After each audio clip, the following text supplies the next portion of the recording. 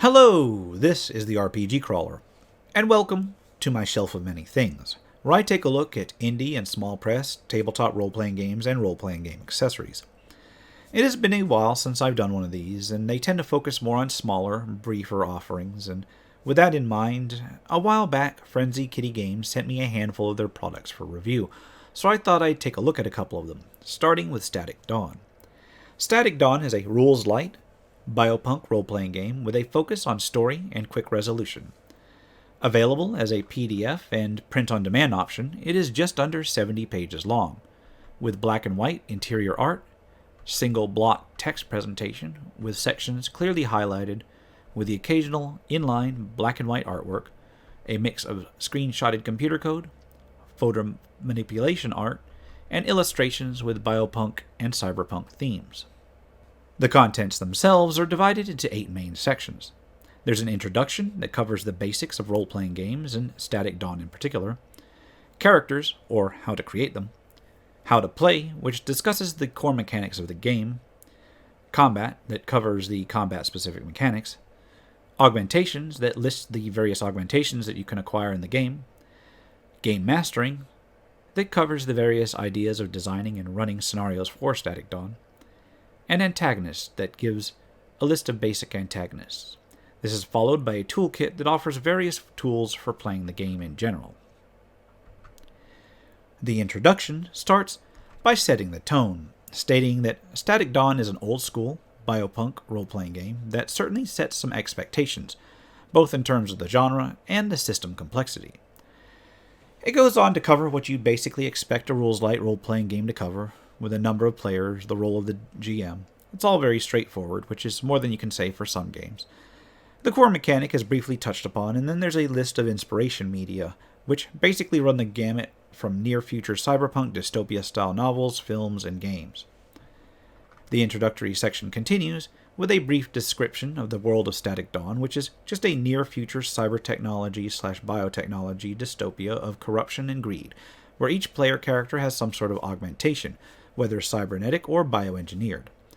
There's a list of required material and nothing out of the ordinary for the old-school style of a system. The game uses mostly D6s with a couple D20s. Finally, the chapter touches on the conversant nature of the flow of play for those who have never played an RPG before, and there's some talk on how the rule set is modular with pieces that can be included or reworked as desired. Chapter 2, Characters, covers the basics behind characters and character creation.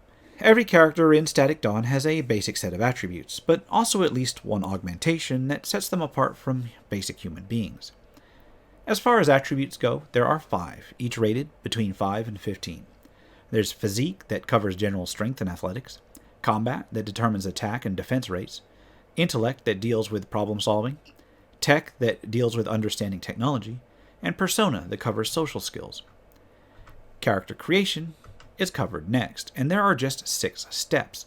Since Static Dawn is a classless system and in a semi-realistic world where there are no different sentient species, it streamlines character creation quite a bit. Instead, you simply come up with a character concept, determine the character's attributes, figure out a background for them, then pick their augmentations and get their gear.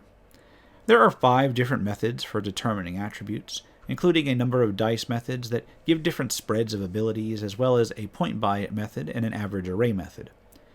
In terms of augmentations, you simply pick one below a certain value, and then you get a set amount of credits with which to purchase other gear, which I'll talk about in a little bit.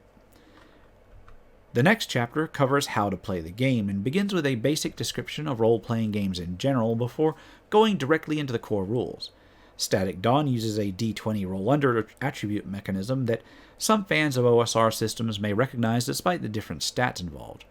There are some basic modifiers that may kick in situationally, but for the most part, difficulty is handled with a dice pool, which functions similarly to advantage or disadvantage in a modern system. Easier tests give you the chance to pick up the lower or multiple dice, and then harder ones make you pick up the higher or the worst die. There are rules for critical successes and a table for individual target modifiers that kick in situationally. Finally, there's a determination point system that basically gives a chance for players to try to affect the outcome of critical events, spending points from a limited pool to do so, much like hero points or fate points from other systems. These regenerate at the end of each session up to a very small cap. Chapter 4 is combat and handles the basic of combat rules. There's an initiative system that follows the same sort of system some other rules-light games follow, where the characters make a test, with success meaning they go before their enemies and failure meaning they go after. Otherwise, things are pretty much, a test-based system. Characters do get 2 actions that they can do in each combat round, no 2 of which may be the same. This includes movement, attacking, and interacting with things.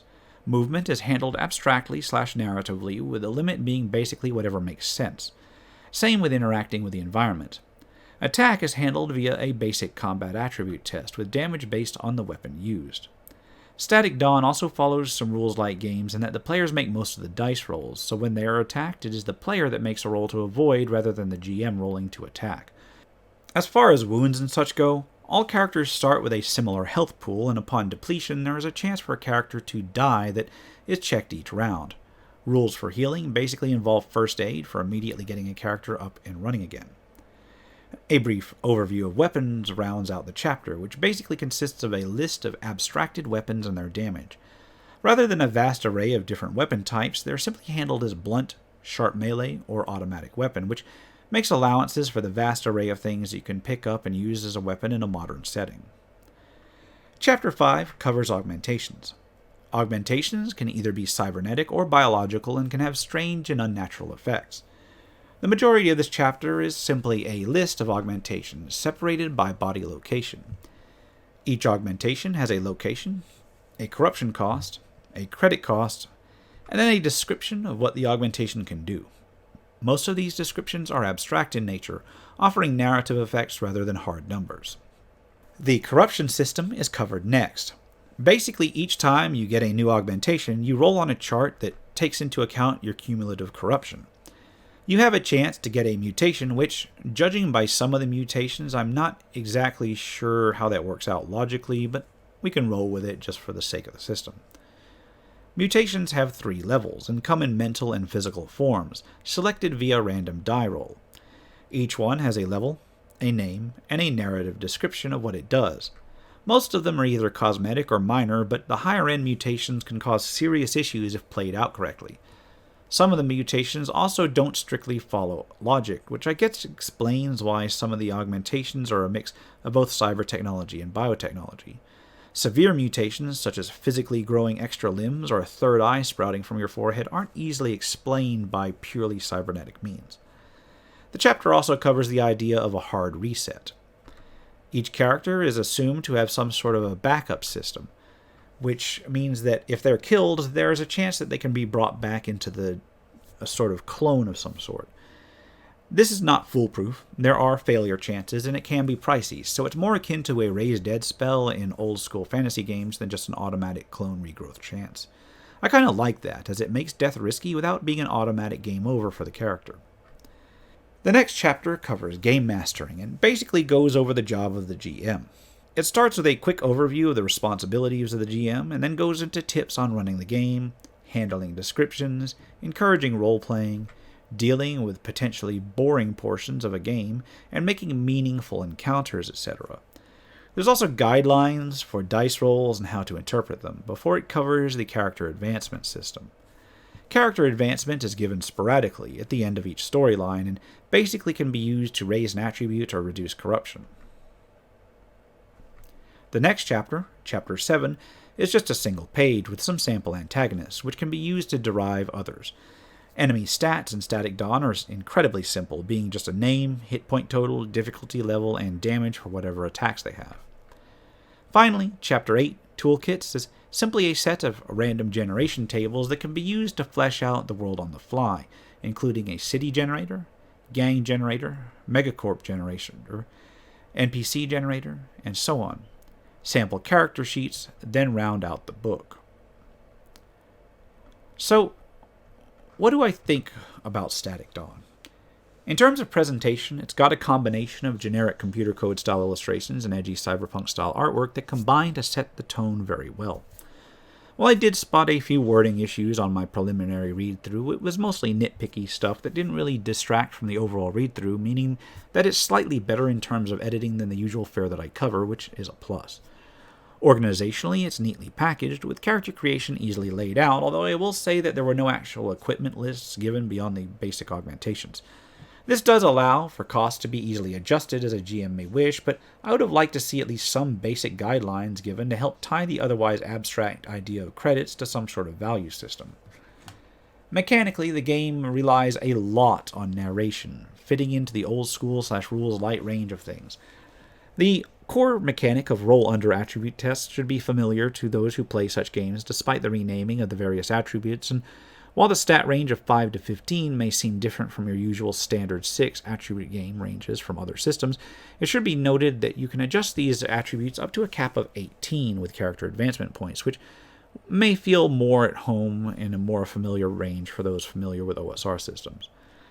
Overall, despite a few minor flaws, Static Dawn is actually a pretty decent, quick-playing, rules-light cyberpunk / biopunk style game that doesn't go into a lot of depth specific to any one world, which can make it an excellent choice for GMs who don't want the baggage of any one particular world tied to their game system. I'll admit that I'm not a big fan of cyberpunk-style writing in general, but the simplicity and neutrality of Static Dawn in such a setting-specific matter surely is a plus for me in that regard. It's easily understandable and cleaves pretty close to what have become recognized as some standard RPG mechanics, which is another plus in my mind. Aside from some quirks with a lack of equipment section and the strangeness of some of the more dire mutations available, there's really nothing that can't be recommended with Static Dawn, at least for a quick look if nothing else. And on that note, I'm going to wrap it up here. This has been the RPG Crawler with Shelf of Many Things, Static Dawn. As always, I'll put a link to where you can pick it up below. If you like what you've seen, remember to leave a like, comment if you got any feedback, and subscribe for more RPG content, both tabletop and computer. Until next time, take care and goodbye. And if you're still watching this far, I'd like to take a moment to thank those who have supported this channel via Patreon or direct donations throughout the years, without which this channel could not have lasted as long as it has. For those who are feeling particularly generous, you can still support my work through Patreon and now through Subscribestar as well, through the links in the description below.